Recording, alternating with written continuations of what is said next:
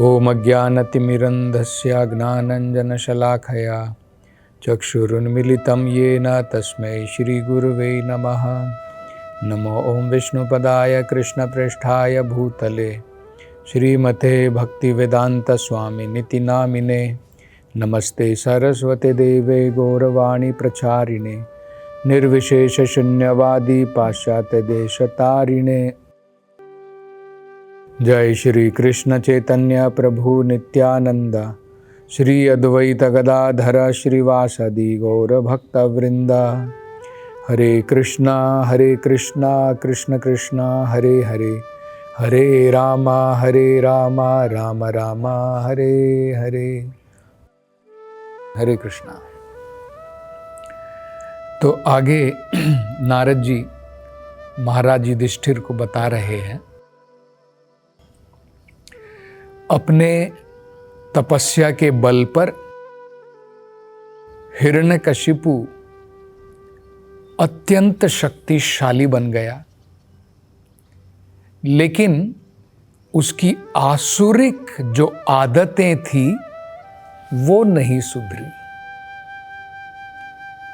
असुर कितनी भी तपस्या क्यों न कर ले,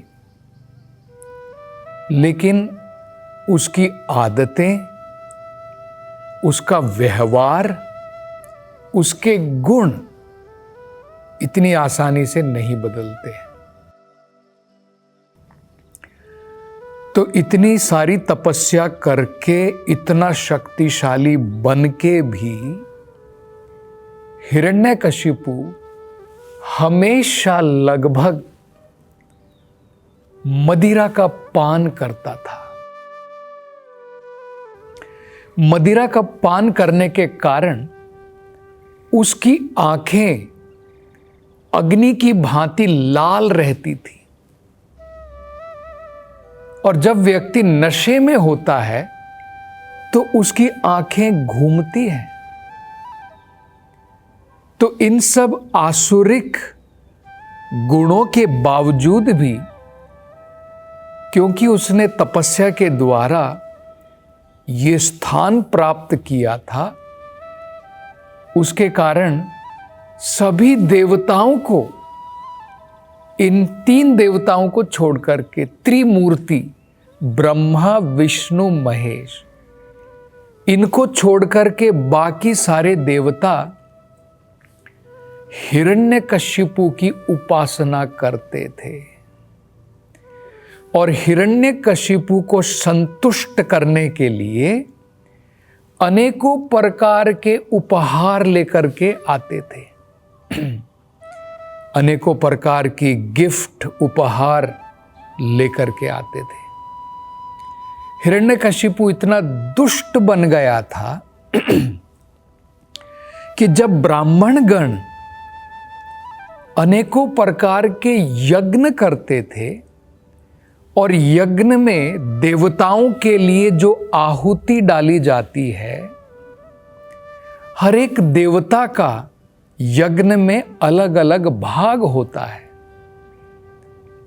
और अंत में यज्ञ में जो भी सामग्री चढ़ाई जाती है वो भगवान विष्णु के भोग के लिए है।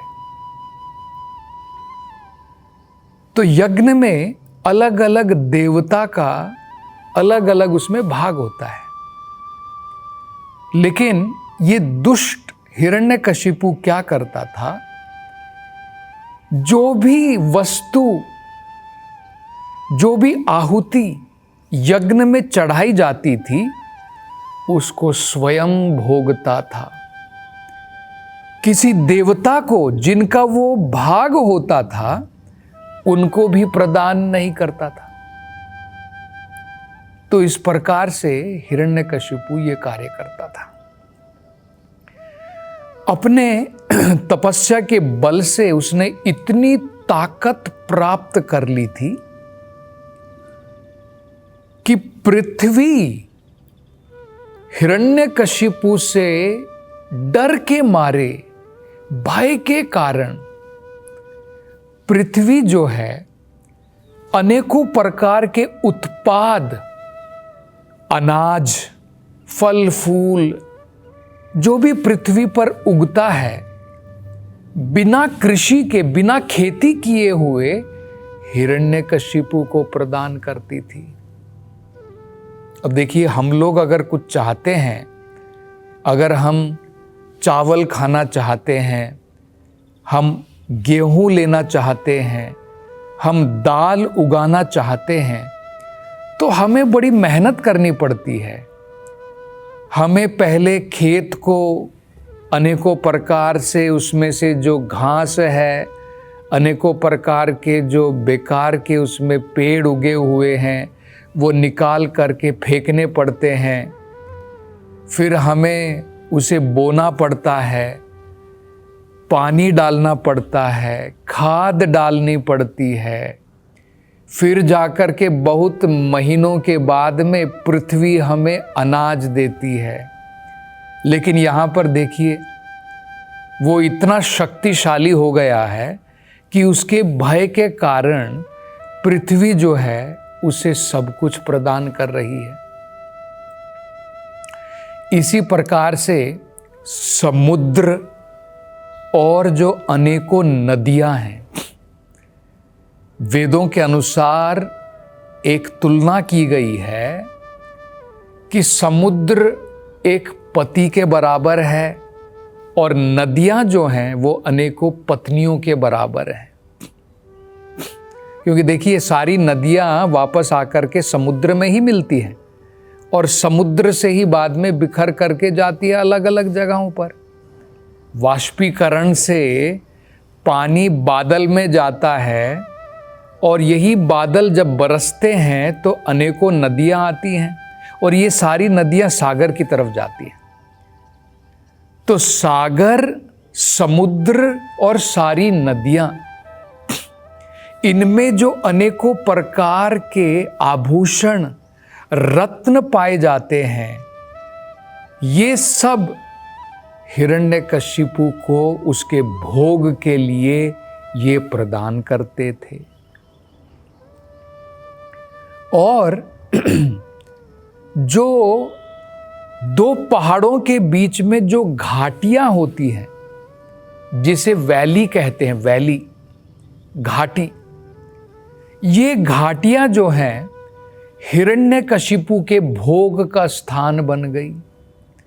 यहां पर जितने भी पेड़ थे, पौधे थे, सब बिना मौसम के भी, अब देखिए, हर एक पेड़ जो है अलग अलग सीजन में अलग अलग फल देता है।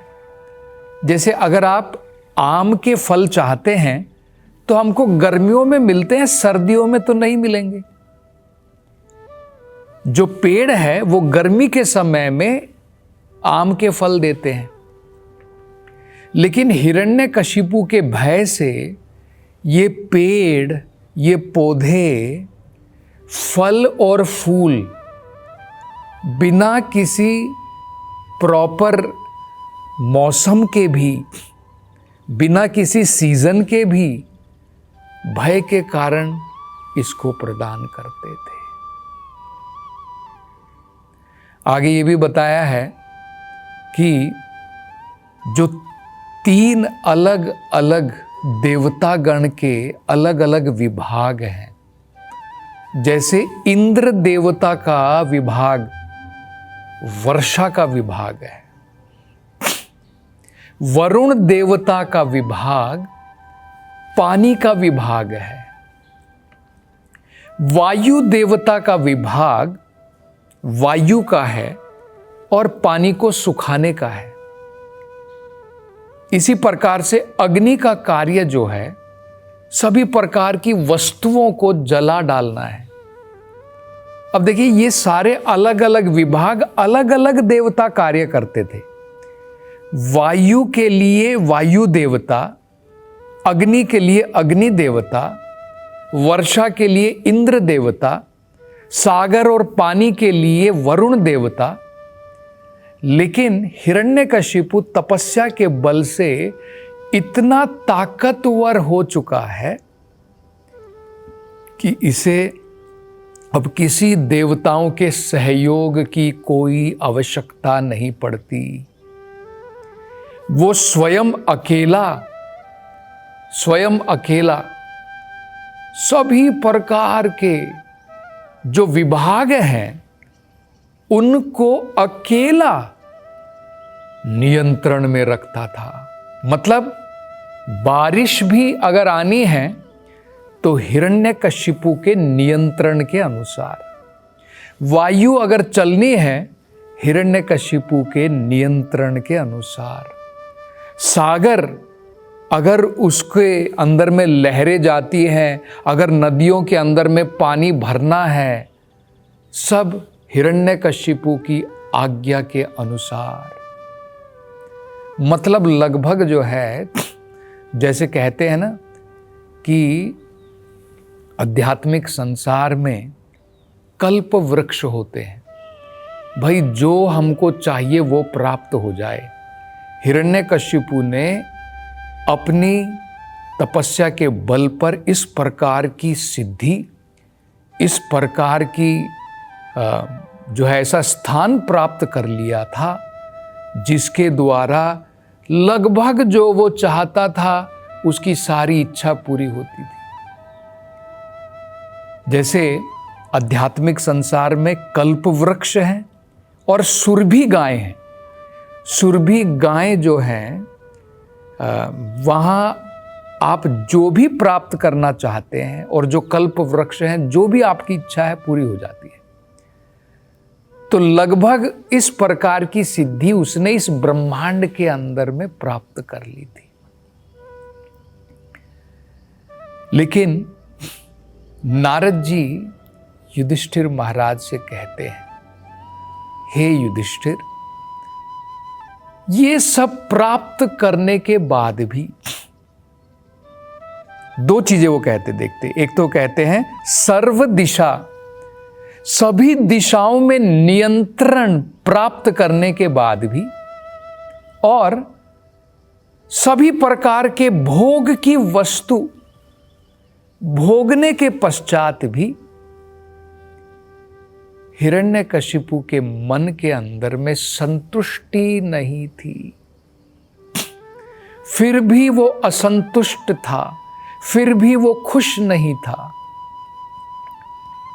और उसका कारण क्या है? नारद जी कहते हैं महाराज युधिष्ठिर से कि कोई भी व्यक्ति चाहे कितना भी बलवान क्यों ना हो जाए, कितनी भी प्रकार की शक्तियां क्यों ना प्राप्त कर ले, किसी भी उच्च स्थान पर क्यों ना पहुंच जाए, सभी प्रकार के दिशाओं को नियंत्रण में क्यों ना रख ले, और सभी प्रकार की भोग की वस्तुओं को भी भोगने का प्रयास क्यों ना करे, लेकिन अगर उसकी इंद्रियां उसके कंट्रोल में नहीं है, उसके नियंत्रण में नहीं है, सारी दिशाओं को क्यों ना कंट्रोल कर ले, देवताओं को क्यों ना कंट्रोल कर ले, वो व्यक्ति कभी संतुष्ट नहीं रह सकता है।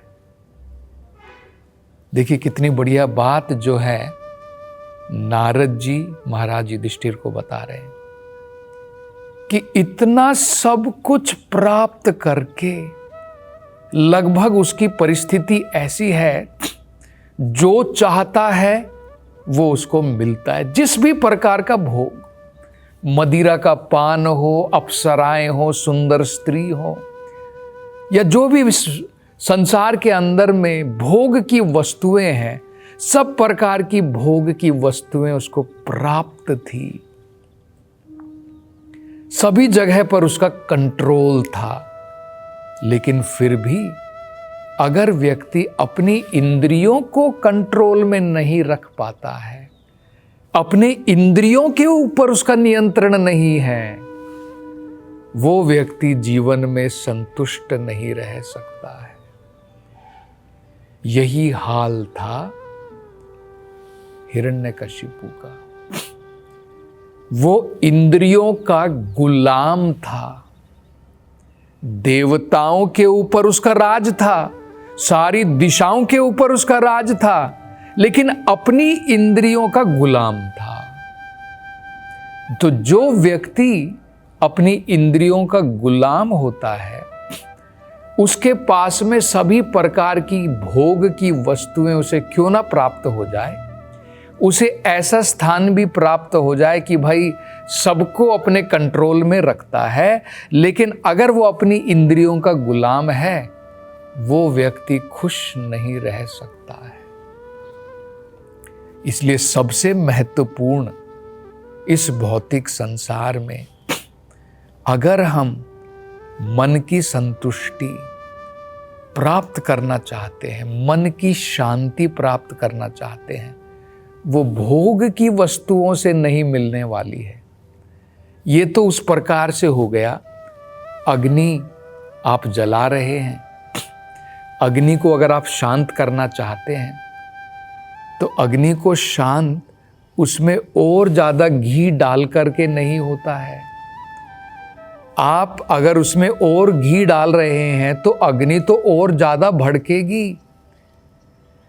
इंद्रियों को शांत करने के लिए, मन को शांत करने के लिए अगर हम इसमें और ज़्यादा भोग करने की इच्छा, प्रबल इच्छा से और भोग की वस्तुएं भोगना चाहते हैं, मन उससे शांत नहीं होगा, इंद्रियां शांत नहीं होंगी। हमें उन्हें नियंत्रण में करना है। तो दो शब्द होते हैं, देखिए, गोस्वामी और गोदास। गो का मतलब होता है इंद्रियां, गोस्वामी का मतलब जिस व्यक्ति ने अपनी इंद्रियों के ऊपर नियंत्रण किया हुआ है, और हिरण्यकशिपु वो गोस्वामी नहीं है, वो गोदास है, वो अपनी इंद्रियों का गुलाम है। तो और अब आगे नारद जी क्या कहते हैं, इसकी चर्चा अगली कथा में करेंगे। हरे कृष्णा।